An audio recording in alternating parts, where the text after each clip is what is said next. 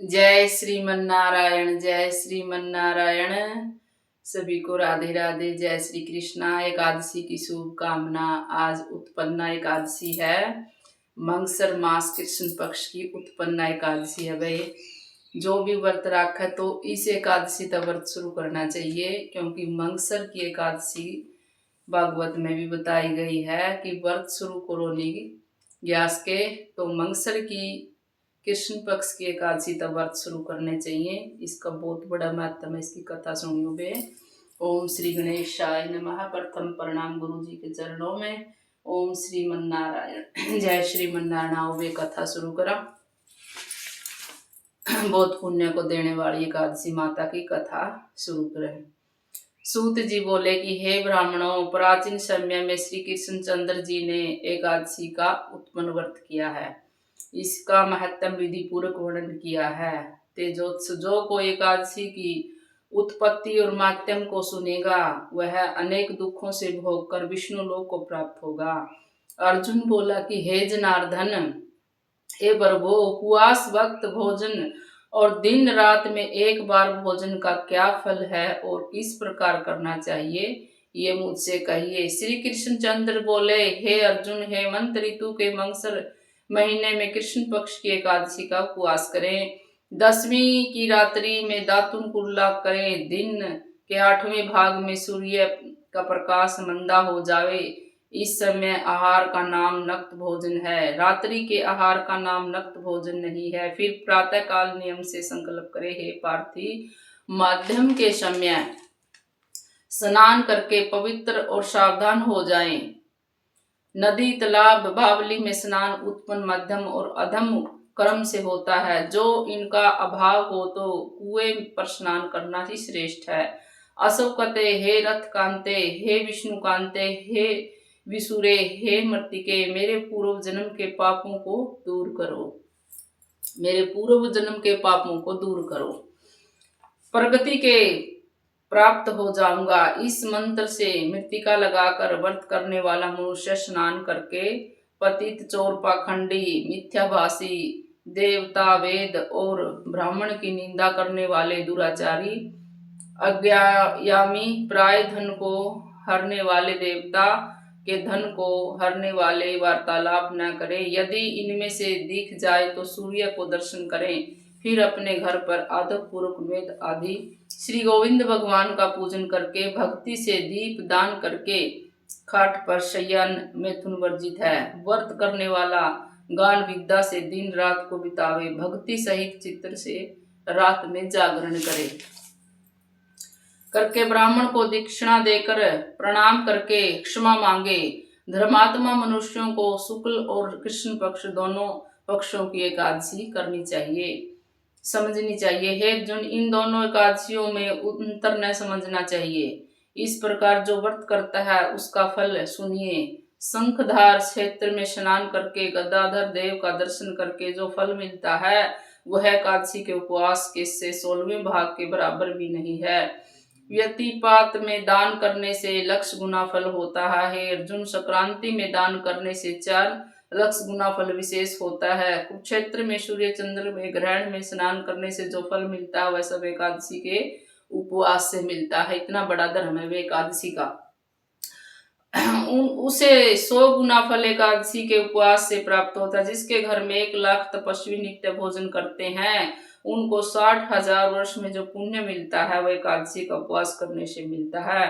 वेद पढ़े हुए ब्राह्मण को 1000 गोदान में दान देने से जो फल मिलता है वह 10 गुना अधिक फल एकादशी के उपवास से मिलता है। नित्य 10 उत्तम ब्राह्मणों को भोजन कराने से जो पुण्य होता है वह 10 गुना विशेष फल इस व्रत के करने से मिलता है। भूमि दान से जो 10,000 गुना फल कन्यादान से कहा गया उसमें 10 गुना फल भूखे को अन्न देने से होता है। अन्नदान के बराबर कोई दान नहीं हुआ और न होगा। कुंती पुत्र अन्न के दान से स्वर्ग में रहते हुए पितृ और देवताओं को तृप्त हो जाते हैं। नृपश्रेष्ठ, एकादशी के पुण्य का प्रभाव देवताओं को दुर्बल और उपवास का आधा फल नक्ते व्रत वालों को मिलता है। इसका पुण्य दिन में एक बार भोजन करने वाले को होता है। तीर्थ दान नियम यश तभी तक अर्जिते एकादशी नहीं प्राप्त हुई। तो इसलिए संसार में डरे हुए मनुष्य को एकादशी का व्रत करना चाहिए। हे अर्जुन बोले, बराबर फल नहीं होता, आपने कहा तो तिथियों उत्तम एकादशी क्यों है, यह जानना चाहता हूँ। श्री कृष्ण चंद्र बोले, हे पार्थ, सबसे पवित्र एकादशी क्यों है, यह सुनो। पहले सतयुग में मूर नामक दैत्य था। वह बड़ा आश्चर्यजनक महारौद्र और सब देवताओं को भय देने वाला था। हे पांडव, उस तेजस्वी दैत्य ने अपने तेज से इंद्र, सूर्यवंशु, ब्राह्मण, वायु, अग्नि ये सब जीत लिए। इंद्र ने सब वृतांत शिव जी से कहा, हे देव, हम सब स्वर्गलोक से भ्रष्ट होकर धरती पर विचर कर रहे हैं। हे देव, अब देवताओं की गति क्या होगी, रक्षा का उपाय कहिए। महादेवी जी बोले, शूर श्रेष्ठ, जहाँ गुरुध्वज भगवान वहां जाओ, उनकी शरण में जाओ। करने वाले जगपति और पालन करने वाले धनंजय शिव जी के वचन सुनकर इंद्र सब देवताओं को साथ लेकर जहां भगवान शयन कर रहे थे वहां चले गए। जल में सोते हुए जगतपति भगवान को देखकर हाथ जोड़कर स्तुति करने लगे कि हे देवताओं से वंदित, हे दैत्यों के शत्रु कमल नेत्र मधुसूदन, हमारी रक्षा करो। दैत्यों से डरे हुए देवता मेरे साथ आए। जगन्नाथ, आप सबके रक्षक करता हैं, आप हमारी रक्षा करो। शांति करने वाले आप, भूमि आकाश में जगत के उपकार करने वाले आप, शिव ब्रह्मा और त्रिलोकी की रक्षा करने वाले आप, सूर्य चंद्र और अग्नि देवता, हे भगवान, हे देव, हे देवताओं के ईश्वर, शरणागत हम आपकी शरण में हैं। महायोगिन दैत्यों के जीते हुए देवता स्वर्ग में भ्रष्ट हो गए, डर कर आपकी शरण में आए हैं, आप रक्षा करिए भगवान हमारी। हे पृथ्वी पर घूम रहे इंद्र का वचन सुनकर विष्णु भगवान बोले, वह कौन सी मायावी दैत्य है जिसने देवता को जीत लिया है।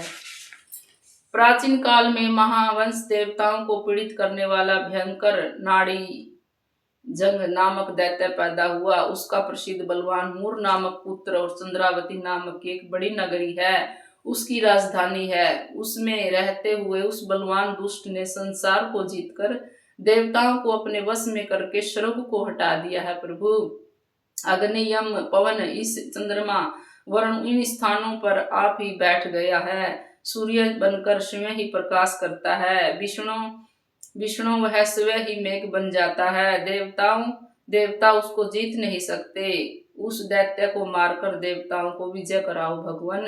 इनका वचन सुनकर भगवान कुपित होकर बोले कि हे देवराज, तुम्हारे उस शत्रु को मैं मारूंगा।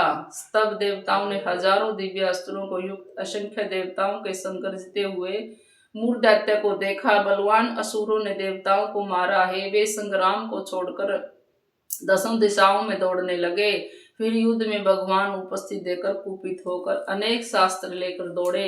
शंख चक्र गदा धारण करने वाले भगवान ने असुरों को अपनी तरफ दौड़ते देखकर सर्प के समान बाणों से उनको घायल कर दिया। भगवान के हाथ में सैकड़ों दैत्य मारे गए। अकेला मूर दैत्य वहां खड़ा होकर दैत्य अपनी परिधा के समान भुजाओं को शास्त्रों के प्रहार से जीत ना सके। उसने देवताओं से 1000 वर्ष तक बाहु युद्ध किया। उसे थक कर भगवान बद्रिकाश्रम को पधारे। वहां हेमावती नामक की शोभ्यमान गुफा में महायोगी संसार के पालन करने वाले भगवान शयन करने को चले गए। हे धनंजय, उस 12 योजन की गुफा में एक ही दरवाजा था। मैं उसके भय से डरा हुआ वहां शयन करने लगा। हे पादुनंदन, मैं उस महायुद्ध से थक गया था। वह दैत्य उस गुफा में मेरे पीछे लगा हुआ चला आया। मुझको वहां सोता हुआ देखकर वह दैत्य मन में सोचने लगा, दैत्यों को मारने वाले इस हरि को ही मारूंगा। उस दुर्वती को ऐसे विचार को समझकर मेरे देह से एक प्रकाशमान कन्या उत्पन्न हुई और वे पादुनंदन दिव्य शास्त्रों को लेकर युद्ध में ललकार। तब मूर दैत्य लड़ने लगा। उसके युद्ध को देखकर वह आश्चर्यजनक करने लगा, विचार करने लगा कि प्रजापात करने वाली भयंकर कन्या किसने रची है। यह कहकर दैत्यराज उस कन्या से युद्ध करने लगा। फिर उन महादेवी ने शीघ्रता से उस बलि दैत्य को शास्त्रों को तोड़कर क्षण भर में नष्ट कर दिया। फिर बाजुओं से युद्ध करने को बड़ा बनकर दौड़ा।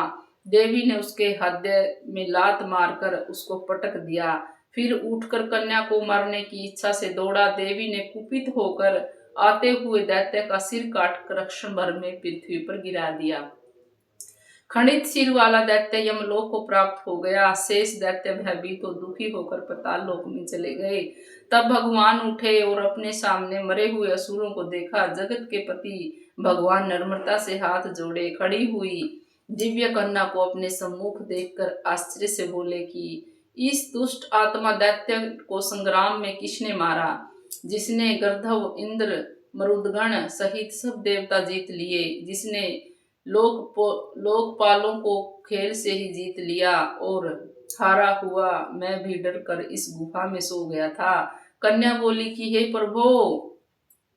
प्रभु, आपके अंश में पैदा हुई हूं मैंने ही इस असुर को मारा है। हे हरे, आपको सोते हुए देखकर यह आपको मारने को तैयार हो गया। शिवलोक को कंटक का ऐसा विचार समझकर इस दुष्ट दैत्य को मैंने मार दिया और देवताओं को निर्भय कर दिया। सब शत्रुओं को भय करने वाली इस प्रबल शक्ति हूँ। त्रिलोकी की रक्षा करने के लिए भय देने वाले दैत्य को मैंने मारा है। क्यों हुआ ये कहिए। भगवान बोले, अनधे, इस दैत्य को मारने में तुमसे प्रसन्न हूँ। दैत्य अष्टपुष्ट हो गए और देवताओं को जो तुमने उपकार किया है वह तीनों लोकों में आनंद हो गया। हे नंदे सुनते, मैं तुमसे प्रसन्न हूँ। ऐसा वरदान दूंगा जो देवताओं को भी दुर्बल है। कन्या बोली कि देव आदि, आप मुझसे प्रसन्न हैं और आप मुझे वर देना चाहते हैं तो वरदान दे, जिसे मेरा व्रत करने वाले मनुष्य को मैं महापाप से छुड़ा दूं। वह कौन थी? वो एकादशी थी जिसने इतने बड़े असुर को मारा था। वह एकादशी थी। हे भगवान, मुझे यह वरदान मिला कि जो कोई उपवास करे, सायकाल भोजन करे, मोक्ष मिले। भगवान बोले, तथास्तु। ऐसे लोग त्रिलोकी में विख्यात होकर बैकुंठ में वास करेंगे। मेरी परम शक्ति तू एकादशी को उत्पन्न हुई है, तेरा नाम उत्पन्ना एकादशी है। तब इसका नाम उत्पन्ना पड़ा था। ये भगवान की शक्ति है, भगवान से प्रकट हुई थी ये शक्ति। इसका नाम है एकादशी। ये पापों को तारने वाली है भाई। इस प्रकार उनको वर देकर भगवान अंतर्ध्यान हो गए। एकादशी अत्यंत प्रसन्न हुई। हे कुंती पुत्र, इस तरह से एकादशी की उत्पत्ति हुई जो सब पापों को नष्ट करने वाले पवित्र तिथि। हे अर्जुन, शुक्ल पक्ष की वेद न करके दोनों पक्षों में व्रत करना चाहिए। द्वादशी युक्त एकादशी सबसे श्रेष्ठ है। एकादशी के व्रत से अश्वमेध यज्ञ का फल मिलता है, इसमें कोई संदेह नहीं। व्रती पूर्व पुष्पांजलि लेकर प्रार्थना करें। अच्युत, मैं एकादशी को निराहार रहकर दूसरे दिन भोजन करूंगा, आप मेरी रक्षा करो। यह कहकर पुष्पांजलि भगवान को समर्पण कर दें। उपवास के फल का इच्छुक 3 बार अष्टाक्षर मंत्र को पढ़कर पात्र में रखे हुए जल को पी जावे। द्वादशी के दिन में सोना, प्राय दोबारा भोजन, मैथुन, शहद, कांसे का पात्र में भोजन, मांस, तेल, 8 चीजें वर्जित हैं। हे राजेंद्र, एकादशी के माध्यम से द्वादशी के अरुणोदय तक स्नान, पूजन, दान, होम आदि कर्म करना चाहिए। यदि कोई भारी संकट आ जाए तो जल से पान करके फिर भोजन कर ले। पुण्य भोजन के दोष नहीं होता। एकादशी माध्यम का जो पद की सुनता है, ब्रह्म हत्या से लेकर उसके सब पाप दूर हो जाते हैं, इसमें कोई संदेह नहीं। वैष्णव धर्म के समान कोई सनातन व्रत नहीं है।